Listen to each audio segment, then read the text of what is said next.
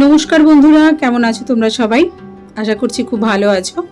রোজকার জীবন কাহিনীর আরও একটি নতুন ভিডিওতে সবাইকে জানাই অনেক অনেক স্বাগত। আজকে সকাল থেকেই ভিডিওটা শুরু করলাম। আজকে বুধবার। ভিডিওটা দিতে একটু দেরি হয়ে গেল, এডিট করা হচ্ছিল না। আসলে এখন সারাদিন সমস্ত কাজকর্ম করে শরীর হাত দেয় না, তাই ভিডিওটা এডিট করা হচ্ছিল না। যাই হোক, তো একদম দুপুরে রান্নাবান্না থেকে দেখাচ্ছি। বাটা মাছ ছিল, বাটা মাছ ভাজা করে নিচ্ছি, আর মেয়ের জন্য এক পিস পেটি মাছ ভাজা করে নিচ্ছি। বাটা মাছে কাটা থাকবে, খেতে পারবে না, সেই জন্য। আর এদিকে ফুলকপিগুলো কেটে সেদ্ধ করতে বসিয়েছি। এখনকার ফুলকপি তো খুব শক্ত হয়, ভালো করে সেদ্ধ না করে নিলে ভালো লাগে না, আর নরম হতে খুব সময় লাগে। আর ফুলকপি একটু সেদ্ধ করে ভাপিয়ে নিলে ভেতরে যে পোকামাকড়গুলো থাকে সেগুলোও বেরিয়ে আসে। তো অবশ্যই ফুলকপি বাঁধাকপি সবসময় সেদ্ধ করে খাওয়া উচিত, তাহলে গ্যাসের সমস্যাটাও কম হয়। আর মেয়ে এই যে পড়াশুনো করছে, ওর হোমওয়ার্ক দিয়েছে আন্টি, সেগুলো করছে।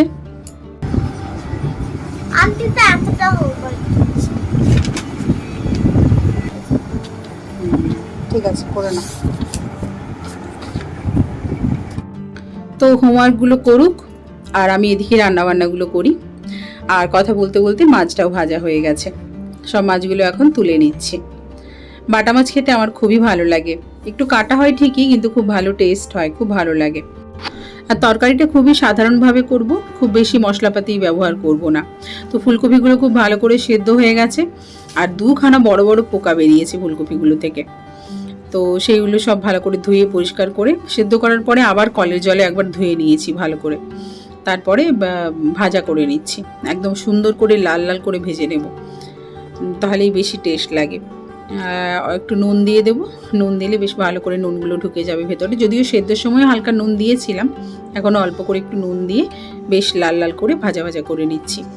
তারপরে ফুলকপিটা ভাজা হয়ে গেলে এরপর আলুটাকেও বেশ লাল লাল করে ভেজে নেব। যেহেতু মশলাপাতি বেশি কিছু দেবো না, এই সবজিগুলো একটু ভালো করে ভাজা ভাজা করে নিচ্ছি একটু তেল দিয়ে, এই আর কি। রান্নাবান্না করতে করতেই মেয়ে এদিকে একটি কাণ্ড ঘটিয়েছে। কাঁচের শিশিতে নুন রাখা ছিল, আর ও নুন নিয়ে কিছু কাজ করতে চেয়েছিল। তো শিশিটাতে একটু ঢাকনাটা একটু লুজ ছিল। তো আমি সেটা বলতে বলতেই ও হাতে তুলে নিয়েছে, আর নিচে ধপাস করে পড়ে পুরো কাঁচের শিশি তো ভাঙবেই ওটা, আর সমস্ত নুন যা ছিল সব পুরো নষ্ট। এই নুনগুলো কিছুই করা যাবে না, কারণ এর মধ্যে ছোট ছোট অনেক কাঁচের টুকরো আছে, সুতরাং কোথাও ব্যবহার করতে পারবো না। তো খুব সাবধানে ওটাকে পরিষ্কার করলাম। আর একটা নুনের প্যাকেট ছিল বাড়িতে, আমি ভেবেছিলাম যে এটাকেও ঢেলে রাখবো, কিন্তু ভাগ্যিস ওর মধ্যে ঢালিনি, না হলে নুন ছাড়া আজকে মুশকিল হয়ে যেত।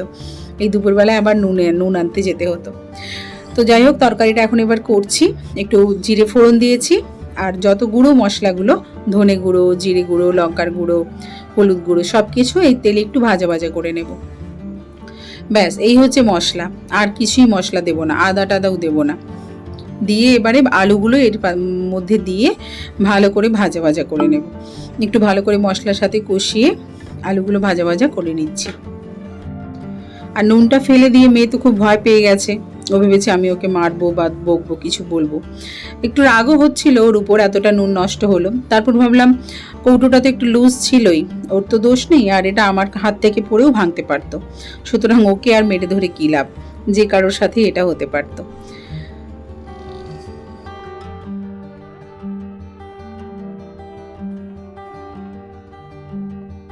তো মশলাগুলো সুন্দর ভাজা ভাজা হয়ে গেছে, আর আলুটাও মশলার সাথে ভালো করে ভাজা ভাজা হয়ে গেছে। এবার অল্প জল দিয়ে দেব। বেশি একদম পাতলা ঝোল করব না, কারণ যেহেতু খুব বেশি মশলাপাতি নেই, তো একদম অনেকটা ঝোল দিলে সেটা একদম ট্যালটেলে হয়ে যাবে আর কি, খুব বেশি পাতলা হয়ে যাবে। ওই আলুগুলো সেদ্ধর মতো, আর সবজিগুলো ফুলকপিটা দেবো, ফুলকপিটা তো সেদ্ধই আছে, সে ফুলকপিটা আর একটু ভালো করে ঝোলের সাথে যাতে মিলিয়ে যায় সেরকম একটু জল দিয়েছি। আর ওদিকে দেখালাম ভাত বসিয়েছি, আর ওই কৌটোর মধ্যে একটু ঢ্যাঁড়স সেদ্ধ দিয়েছি, ঢ্যাঁড়স কয়েকটা ছিল বাড়িতে, ওই ঢ্যাঁড়স সেদ্ধ দিয়েছি। আর এই যে মাছটা আর ফুলকপিটাও দিয়ে দিলাম ঝোলটা একটু ফুটে উঠতে।